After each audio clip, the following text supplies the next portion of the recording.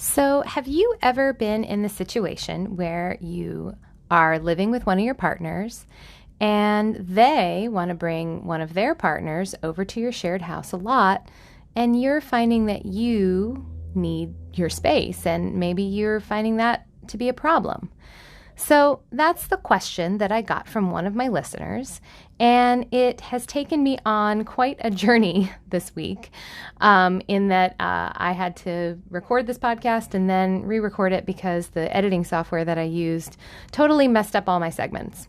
So I apologize for that, but actually I managed to fix some problems that I had with the episode when I first recorded it. So if you already listened to the episode and you happen to, for whatever reason, be listening to it again, you'll notice some changes.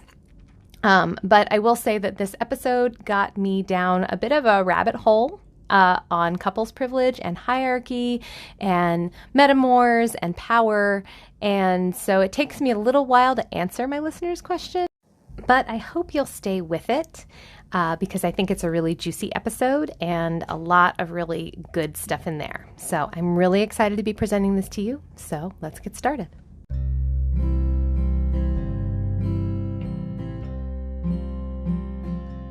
Welcome to Making Polyamory Work. Hi, I'm Libby Sinback, and I want to thank you for being with me today. I am a queer polyamorous mom and a relationship transformation coach, and I'm here to help you if you're feeling stuck, if you're struggling, if you want your relationships to be more nourishing, more functional, more authentic, and full of love. On my show, I go deep into what actually makes polyamorous relationships work, because relationships are at the core of our well-being as humans. I think love is why we're here and how we heal. So before I go into today's episode, I have updated this recording from the future because I want to let you know that right now, the doors are open for a new cohort of the Relational Non-Monogamy Circle. We are going to get started on November 7th. That is a Sunday. We're going to be meeting on Sunday afternoons all the way through until early March. The Relational Non-Monogamy Circle is my signature offering. It is so cool. It is a 4-month small group program where we go deep into many of the concepts I discuss on the podcast, as well as even more concepts that I only go into with my coaching clients. This is all of the best things that I have to offer distilled down into 16 weeks of awesomeness. It's designed so that you can learn, practice skills, receive hot seat coaching from me, as well as individualized support. And I approach things with a trauma-informed ecological lens. And what I mean by that is wherever you are, wherever you're coming from, you belong here, you matter, you deserve care and compassion, and we're all in this together. We're all connected. If you're interested and you want to learn more, you can check it all out and get all the details at relationalnonmonogamy.com.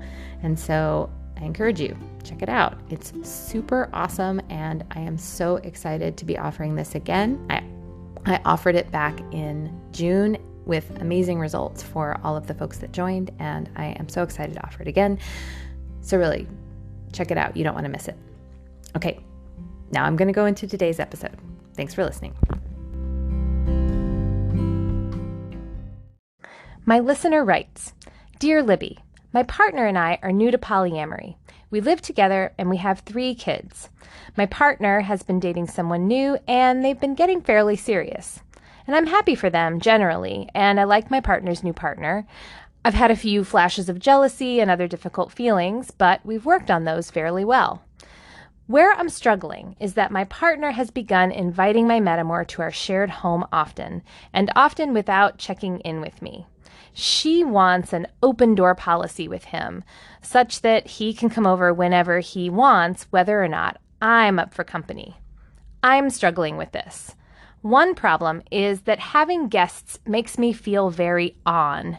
And so when anyone who doesn't live with me comes over, it's just not very relaxing. When my metamor is coming over, I feel like I need to clean the house and be social with him. Another issue is that I've now spent the last several weekends, which are usually connecting family time, together with my partner and her metamor and our kids. I find that I am craving some family time with just my partner. When I've raised my objections to having her partner over just whenever, my partner has pushed back, stating concerns that maybe I'm being possessive of our time and exercising couples privilege to exclude her other partner. She also tells me that if I'm uncomfortable with my metamor being at our shared house all the time, then I need to deal with my feelings about that and maybe examine whether or not I have some jealousy that I need to work on. But my feelings are that I want some say over when I'm sharing time with my partner with someone else, and also when someone is in my home and when someone is sleeping over and all of that. I want to be flexible, but I also feel like I want some control and acknowledgement of my needs too. Sometimes I'm just not up for company. Also, as I mentioned, I'm feeling a little crowded out sometimes, and I really just want some together time with my partner and our kids. Am I wrong for wanting this? Is my partner right, and my not being okay with having my metamor over just whenever he wants to come is me being possessive and controlling? I don't think I'm feeling jealous here, but maybe I'm feeling it without realizing it? Or am I unknowingly exercising couple privilege? I'd really appreciate some help understanding, as this is becoming a difficult conversation for me and my partner. And we really seem to be talking past each other rather than hearing each other. I'm worried that if this continues, I'm going to become resentful of my metamor, and I actually like him a lot. I just don't think I signed up to have him as a roommate just yet. I hope you have some useful advice for me. I love your show, and I really value your opinion. Thanks in advance for your help. By the way, my pronouns are he, him. Thanks. Thank you so much, listener, for your question and for explaining your situation so clearly to me. I think figuring out how to manage a shared living space with other partners is a situation that many cohabitating couples run into. There are a lot of questions within your question, and I want to break those down in my response to you. First, I do want to briefly address your question about couple privilege.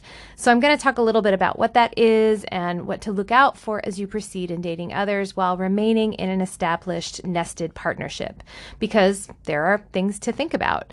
Also, when I say nested, I mean people who are living together, just in case you've never heard that term before.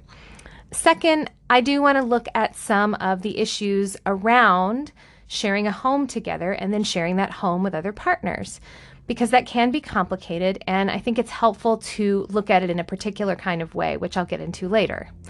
And lastly, because this sounds like a gridlocked issue where you and your partner are at odds, I want to offer you some tools to talk about it in a way that's more constructive so that you aren't, as you say, talking past each other and not really feeling heard. So let's dig into all of that. Okay, so let's start by talking about couple privilege. So Amy Guerin of solopoly.net, author also of Stepping Off the Relationship Escalator, defines couple privilege in a polyamorous context as the presumption that socially recognized or sanctioned pair bonds, such as marriage or other forms of primary life partnership, take precedence over and are more important or valid than other forms of intimate, romantic, or sexual relationships. This prioritization occurs by default and does not warrant negotiation or consent. Now, I wanted to share Amy's definition because I feel like she's sort of the pioneer of solo poly and thinking about couple privilege as a thing. But I think her definition here is sort of mixing hierarchy in with privilege, and so I want to pull those two things apart because I think they're two different things. Privilege is something that's invisible and it's conveyed upon you by society, and you don't get to choose it or get rid of it. And it manifests in social, legal, and financial advantages automatically accorded to you. Some other examples of privilege that you may have heard about are things like white privilege, straight privilege, cis privilege, etc.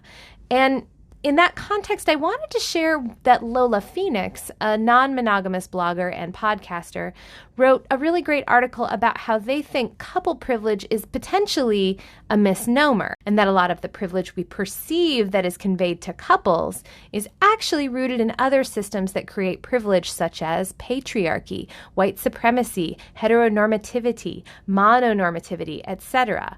So it's not so much about being a couple as it is about being straight or married or monogamous or having a certain socioeconomic status. And what we think of as couple privilege is not accessible to a lot of people who are in a couple but aren't in those groups. So I'm going to link the article in the show notes because I really think that's worth a read and worth thinking about. Okay, so now let's talk about hierarchy. Hierarchy can feel like privilege because society does program us to prioritize one single, cohabitating, lifelong partnership over all others. And it's not uncommon that choosing not to be monogamous doesn't immediately cause us to challenge that script.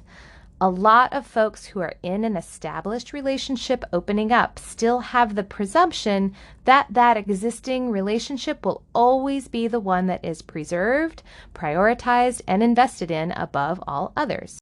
Hierarchies get a bad rap, but I think they are also somewhat inevitable because while love is infinite, time, money, energy, attention, and sleep are not.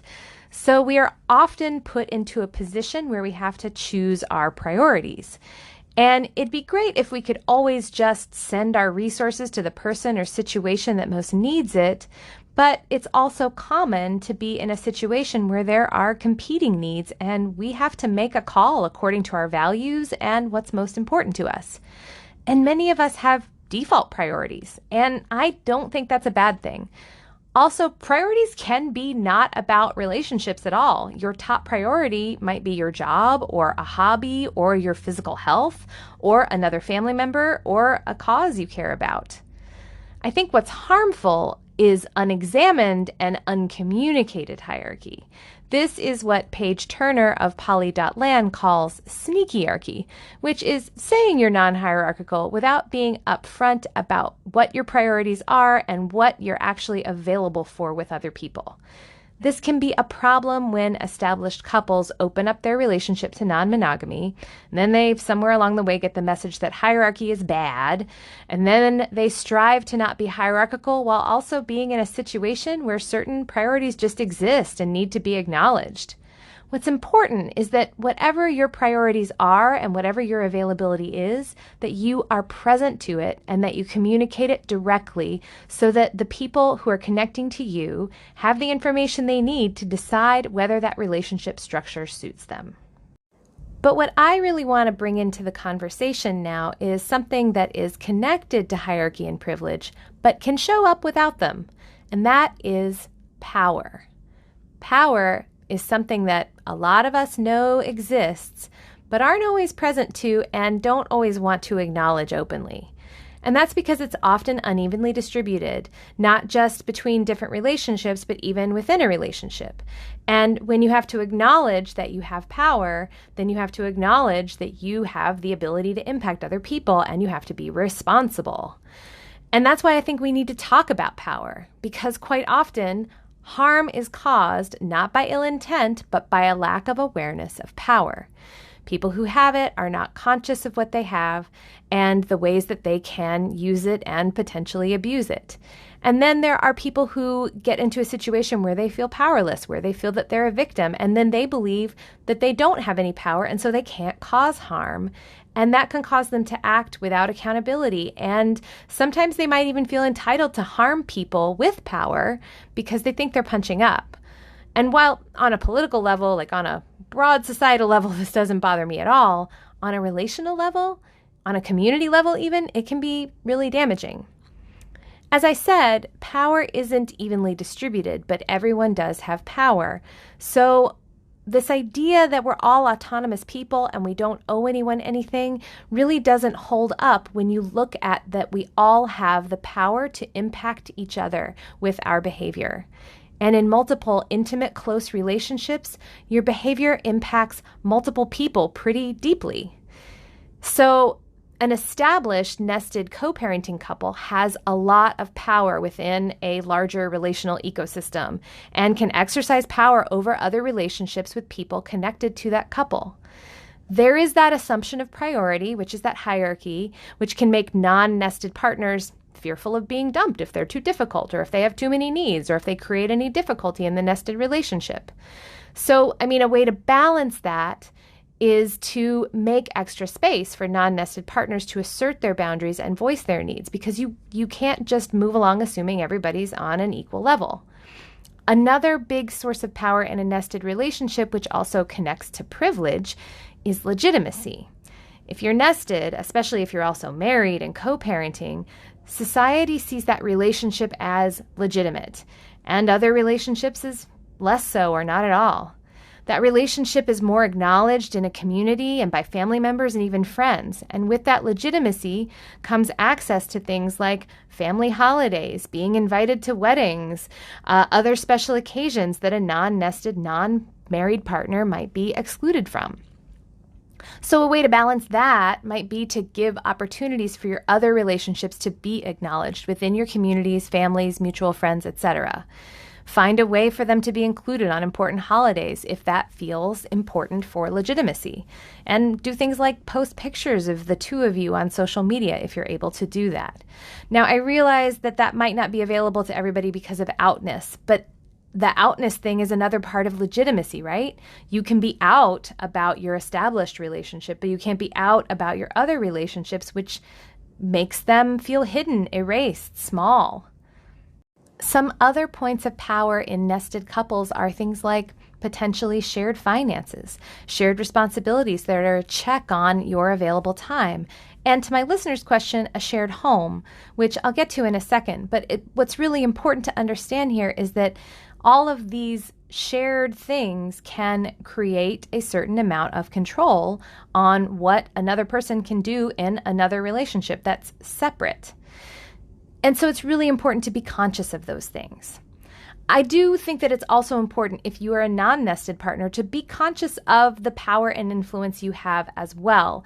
But I don't want to go too deeply into that right now, because I do think the balance of power is definitely quite a bit on the nested couple. I think it's also important, though, to acknowledge individual power, because that shows up within a relationship. Maybe one person in the relationship makes more or even most of the money.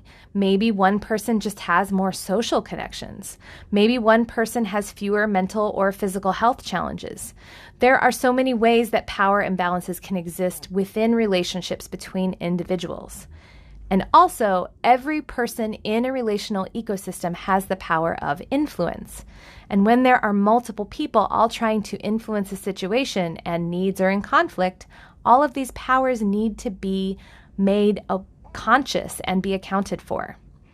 Which takes me back to my listener question. Listener, you sound frustrated with the power that your partner has to invite people into your home. And your metamor also has the power with his presence to impact your time with your partner and your space. It's also your home, though, so that should afford you some power over whether or not your partner and her partner get to use that resource for time together. I suspect that power that you have is something your partner and possibly your metamor are potentially upset about you exercising. But giving it up means being stuck in a situation that isn't working for you. Since it is your house, it's reasonable for you to not always want to have the doors open to visitors without any consultation. It's your house. You did not choose to date this new person. That was your partner's choice, and it's valid that you want to be able to opt into the parts of their relationship that work for you and opt out of the parts of their relationship that don't. And feeling forced or coerced into time with someone that you didn't sign on to a relationship with is, in my view, a boundary violation. I can see why jealousy might be a factor in this situation, but if you say you're not feeling it, I believe you. I mean, if jealousy is coming up, I can imagine that you might feel that your partner is prioritizing time with her partner in your shared home over your right to set boundaries in your space. And you also might feel stuck choosing between spending time with someone you like fine, but may not be always up for being around, and being labeled controlling or inflexible, or otherwise being blamed for why your partner can't have the time she wants with her other partner. I guess the other option there would maybe be leaving your home when they're together, but that also feels unfair because it's your private space. Another reason you could potentially be feeling jealous is because it might feel like your partner is not prioritizing spending one-on-one time with you or family time together that doesn't include your metamor. But since you don't think you're feeling jealous, and because this is a boundary issue, I imagine one feeling that you're probably having is resentment. Resentment is pretty toxic to a relationship. It's like a termite infestation. It can eat away at the substructure of your relationship, destroying it from the inside out until it crumbles under the pressure. Resentment can also leak into other interactions that you're having through passive aggressiveness, rigidity, and scorekeeping behaviors. So if that's sort of some of the things you're feeling, it really makes sense. And resentment is usually a signal that your boundaries are either being violated or you're not holding your boundaries or asserting them. But so, is it your job to just not feel resentment when your boundaries are getting violated? Because I don't think that makes sense. The way to stay out of resentment is to protect your boundaries. So, are you allowed to assert boundaries around when and how often and how long your metamor is in your home? Yeah, I think you are. You can go so far, honestly, as to take the position that you never want a metamor in your home and that you never want to share space with him. I think that's fine. Tons of people have that boundary. I do want to say that there are costs to that boundary that you may not like or that might create difficulties for your partner, but nobody should be obligated to spend time around people they don't want to be around. I do want to make sure that you understand that this is complicated. And so I'm going to use hopefully a helpful analogy when it comes to metamors, which is that think of them like in-laws. These are people who are in your, as I said before, your ecosystem. So some people really, really love their in-laws and enjoy sharing lots of time with them, and they're truly welcome in their home every time they want to come over, and their in-laws have a key to their house, etc. And some folks want a little more distance from their in-laws and would absolutely not want them to come over anytime they want. And some folks have a difficult relationship with their in-laws and they choose to spend as little time with them as possible. And, when in-laws get along swimmingly with everybody, that's really wonderful. It makes family time really smooth. It makes it easy to integrate and spend special occasions together. And when there's difficulty, then it can be there's a cost. There's a cost to, having to figure out how to share special occasions and family time and how to manage, some people's needs not to be around people they don't like, and also a need to have that cohesion and that connection and those important moments together. My mom lives in our home, and that's only possible because my husband and her get along, but it's a huge advantage to our lives that she lives here with us, and it's a huge advantage to her that she lives with us. But, it wouldn't work if she didn't get along with my husband. So that's just important to understand. But that being said, I don't think you should feel obligated to make something work if it doesn't. I don't think you should be obligated to get along with people you don't get along with, or in this case, it sounds like you and your metamor are getting along fine, but you just would like a little space that you didn't sign on to have this person as your roommate. But because it's also valid for your partner to want to be around them a lot, I want to talk about the other side of this issue, which is your partner's wants and needs. Because while you have every right to set boundaries around who you want to spend time with in your own home, it's also reasonable for your partner to want to spend time with her partner and also want to share that time with you. Some reasons I can think of for why your partner might want this include that, she might just be really wild about this new partner and want to spend as much time with him as possible. She might have limited time and energy due to her other commitments like her job or your kids or what have you. And so she's trying to be efficient by bringing her loves together in the same place at the same time. She also might want to strengthen the relationship between the two of you because she believes that will facilitate a more interconnected relationship, which, as I said before, has some benefits. She may have a desire to include her other partner in her domestic and family life and give him the opportunity to be connected to her kids. And also, while it is your house, it's her house too. It's a place that she has invested money and resources into, having a safe and private and comfortable place to be intimate and host people she cares about. So it's reasonable for her to want to use that resource in ways that benefit her. And I mean, heck, she might even want to live with this guy, She might want to have the poly dream of a big, poly household where everybody's living together in harmony. I mean, it's not wrong for her to want that. It might not be possible, but it's not wrong to want that. So what do you do? This is a hard thing, right? I've told you, my dear listener, that your position is valid, that your boundaries are being violated if you're being coerced into allowing people you don't want to spend time with in your home. But I've also laid out some reasons why your partner's position is also valid. So here's the bitter pill. There's really no useful place for right and wrong in this situation. You're both right to want what you want. Your positions are both completely valid, and there's no way to determine whose needs should outweigh the others. Now, I think some people are going to disagree with me on this and say that boundaries will always take priority over desires, and that maybe your partner is being a little unreasonable, wanting this person to come over every weekend. Like, couldn't it just be some weekends? But I generally agree with that. But at the end of the day, if you put your foot down based on what is right or what you're entitled to, I think you've already lost because you're not collaborating and you're not being relational.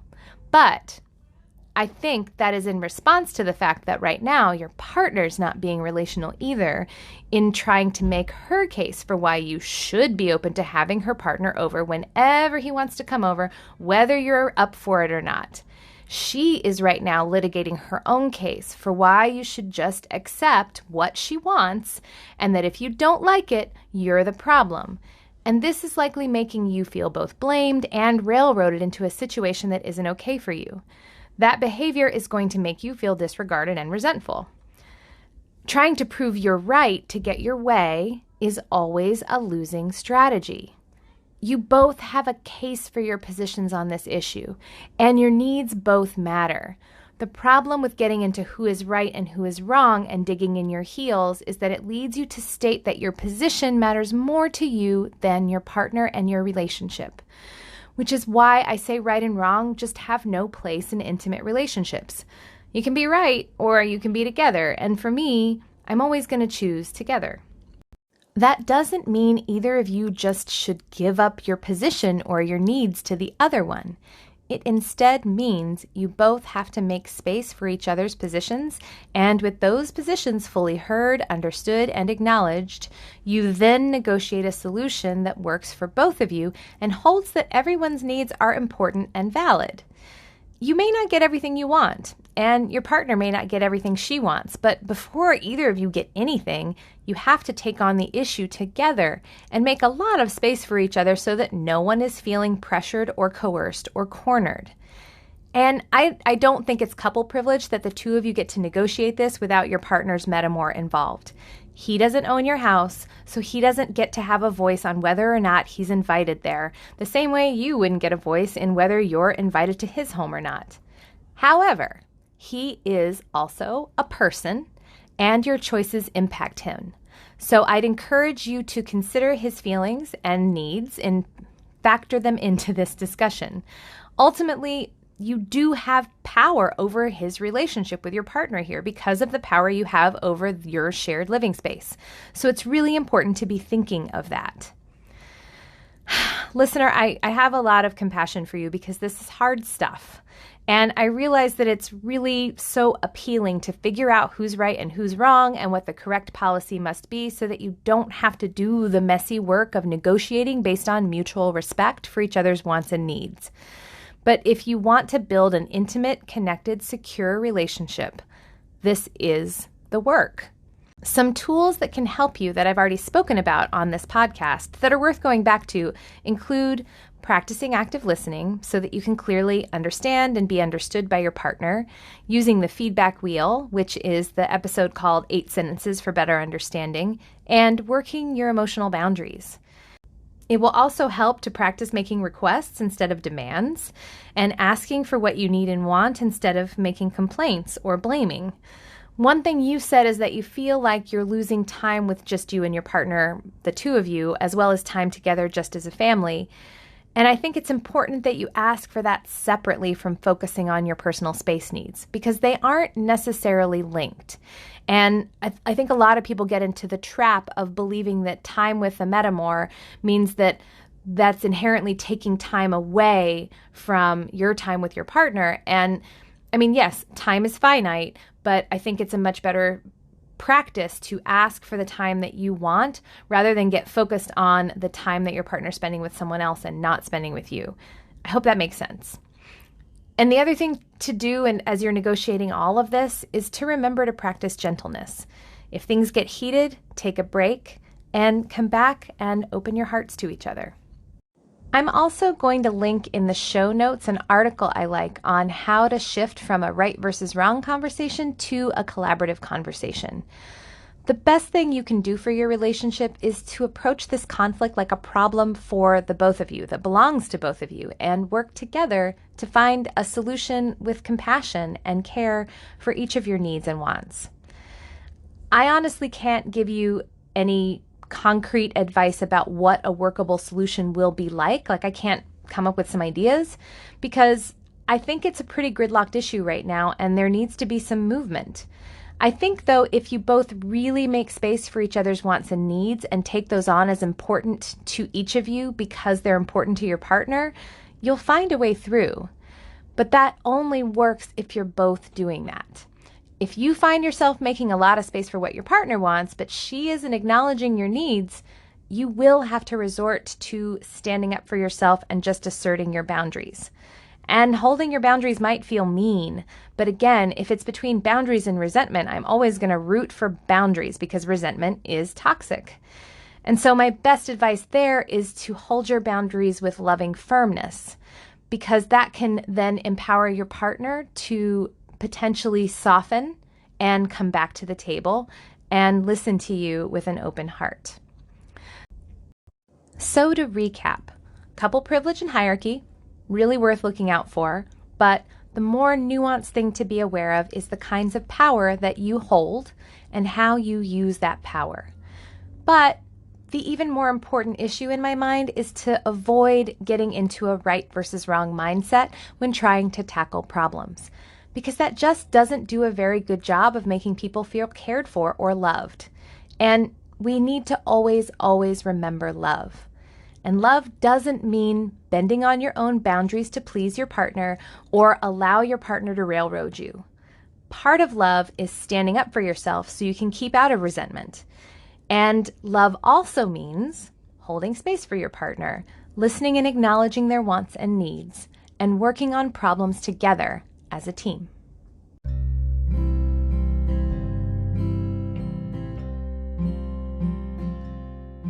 Thank you so much for joining me today. If you have any thoughts about what I've said or a question for the show, I'd love to hear from you. You can reach me on my website at libbysinback.com, or you can just email me at libby@libbysinback.com. You can also find me on Facebook. Just look for my name, Libby Sinback, and you can like my page, and that's where you can keep track of any of the things that I am up to. I'll also say that if you're loving my podcasts, but maybe feeling a little stuck on how to really bring some of the things I'm saying into practice in your life, and you'd like some help, this is the kind of thing I help my coaching clients do every day. If you're interested, I am offering my podcast listeners a free introductory session with me to see if coaching might be a good fit. There's a link in the podcast description for you to sign up, or you can just go to www.talktolibby.com. Slots are limited though, so make sure you grab one if you want it. If you love this podcast, please share it with your friends, your networks, your Facebook groups, etc., and make sure you subscribe so you don't miss an episode. It would also be a big help if you left a review or a comment on iTunes, because that will help more people find the show. Thank you so much for being with me today, and I will see you soon.